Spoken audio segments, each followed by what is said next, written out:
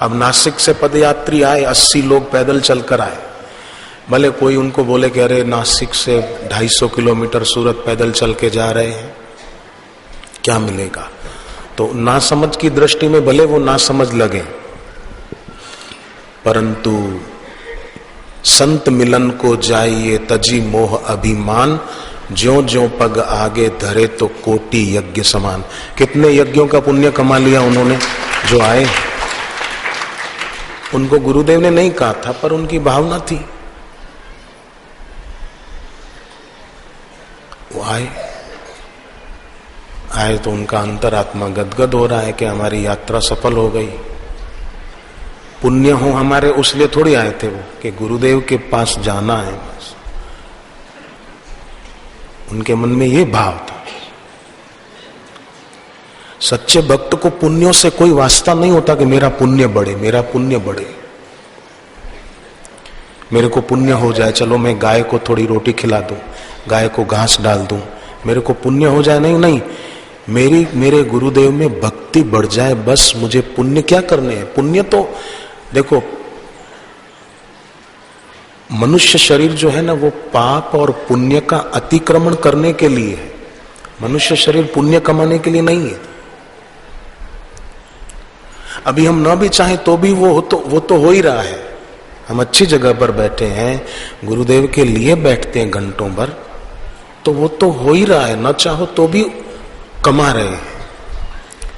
पर भक्त की नजर पुण्य पर नहीं होती कि मैं पुण्य कमाऊं, उसकी नजर अपने सदगुरु पर होनी चाहिए कि मुझे वो मिल जाए, मुझे उनके चरणों की भक्ति मिल जाए, या मेरी भक्ति कैसे बढ़ जाए। क्योंकि गीता में भगवान ने कहा है, बुद्धि युक्तो जहातीह उभे सुकृत दुष्कृते। बुद्धिमानी क्या है कि इसी जन्म में पाप और पुण्य दोनों से मुक्त हो जाए। साधक भक्त कैसे होते हैं कि उनकी जड़ें मजबूत हो रही है इस ईश्वर की सृष्टि में। जबकि संसार में जो उलझे हुए हैं, दीक्षा नहीं ले पाते, गुरु के चरणों में प्रीति नहीं रख पाते, उनकी जड़ें कमजोर हो रही है, शाखाएं सजी हुई है। शाखाएं सजी हुई माना बाहर से कोट पहनते हैं, टाई लगाते हैं, अच्छे दिखते हैं, पर जड़ें कमजोर हो, खोखली हो रही है। क्योंकि ज्यों ज्यों दिन बीतते जा रहे हैं, मृत्यु का समय करीब उनका भी आ रहा है। ज्यों ज्यों दिन बीत रहे हैं, मृत्यु का समय हमारा भी करीब आ रहा है, उम्र कम हो रही है, पर हमारी जड़ें मजबूत हो रही है और उन लोगों की जड़ें खोखली हो रही है।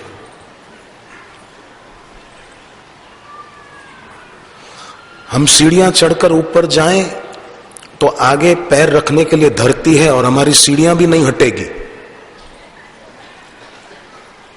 हम पुनः लौटकर आना चाहें, मरने के बाद फिर से मनुष्य बनना चाहें तो भी हो सकता है, और मुक्त होना चाहें तो भी हो सकता है।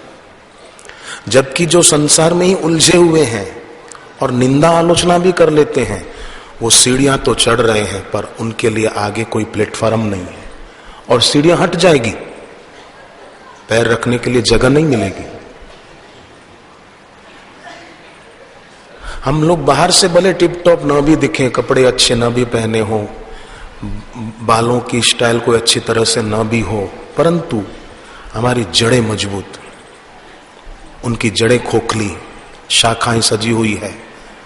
पर आप सोचो, पेड़ को जड़ समेत काट दिया, उखाड़ दिया, वो पेड़ हरा भरा तब भी दिख रहा होगा।